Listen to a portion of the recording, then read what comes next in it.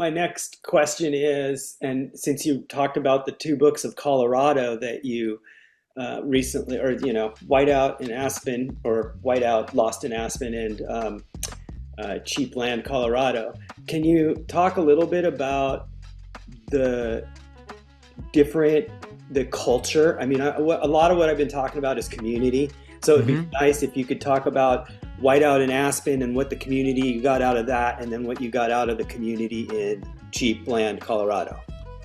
Yeah, so I keep coming back to Colorado, don't I? I mean, I live in New York. That's where I'm talking to you right now. But if you grow up in Colorado, it exerts a certain pull, I guess. And so, yeah, I went back the first time to write about Aspen and the second time to write about the San Luis Valley. And they are truly a study in contrast. I mean, uh, the San Luis Valley includes two of the poorest counties in Colorado, Castilla County, where I have an off-grid place now. And yeah, I mean, it's really the other end of the wealth spectrum from Aspen. But what's fascinating is both places have this, distinctive cultures. And Aspen's has morphed over the years pretty quickly, really, from indigenous hunting, seasonal hunting grounds for Utes to silver miners who like cut down all the trees, right? To a sort of mixed mining ranching community to influx of hippies that brought Hunter S. Thompson and skiers and then Walter Pepke and the whole, uh, Aspen Institute, highbrow arts and ideas crowd, and then this sort of, transformation from a wild, famously fun place to be in the winter or summer and beautiful to a place that, I think since around the time I spent 2 years there, it's become more and more known as a place that's incredibly expensive, It's right? VIP. I think I call it VIP because it sort of is that exclusivity. The glitz and the glam. Yeah. And that's like that's a problem because that really seems to go against the idea of community in a lot of ways, right? It Yeah, it yeah. tends to mean people who aren't really living there most of the time. And the whole, west end of town for years now has been, I think, more absentee owners than not. And it's beautiful. And who wouldn't want to have a house there? But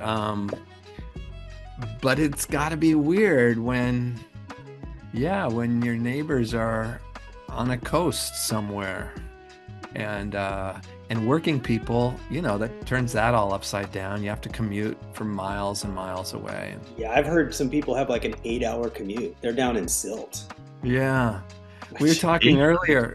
No, it's true. We were talking earlier, Andy and Chris, about how when my book Whiteout came out, it was kind of controversial because I didn't shy from that problem, this influx of rich and famous, which at the time was a lot of Hollywood, plus and Ivana Trump. yeah, Um, that was changing the town, and I wrote about that in a way that longtime locals thought was not helpful, right? It's not going to be good to pay attention to these people, but you can't ignore it. It was really happening, and it sort of continued to happen. I felt to me your book was a warning sign, but it was way before it. I mean, it really was noticeable. It was noticeable in our sense of down ground, people in the community, but it felt like it became. You were ahead of your time in a sense of really calling that out. I felt like. Huh. Yeah, I think you nailed it, Ted. There's a phrase that you're either on the train or under it, and I think you kind of saw where the train was going.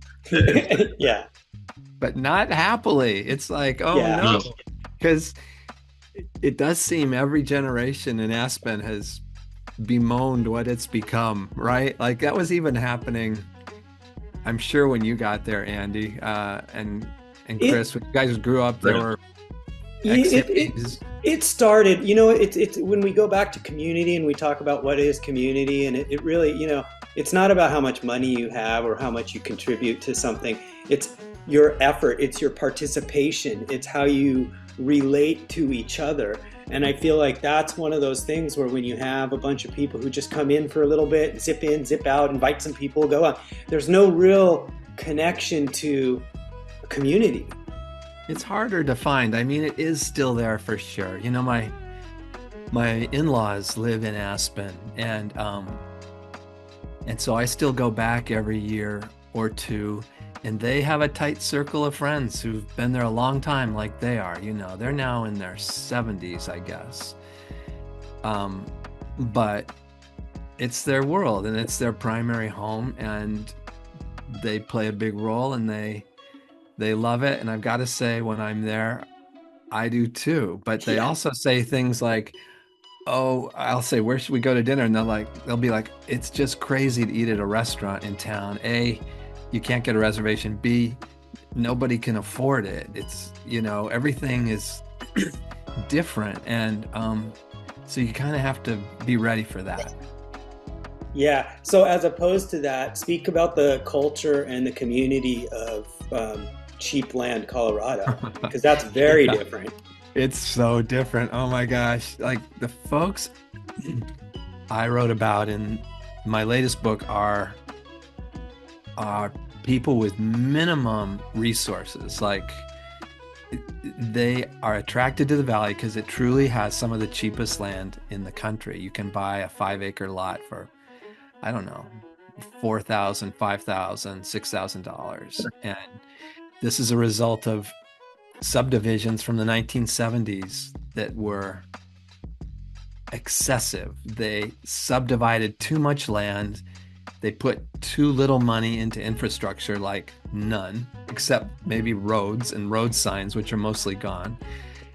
And then they sold it to people who like the idea of owning land in Colorado, even if they never went. And very few people tried to live on these lots because they're at like 7,500 feet and they're semi-barren. There's almost no trees. It gets super cold there in the winter, super windy in the spring.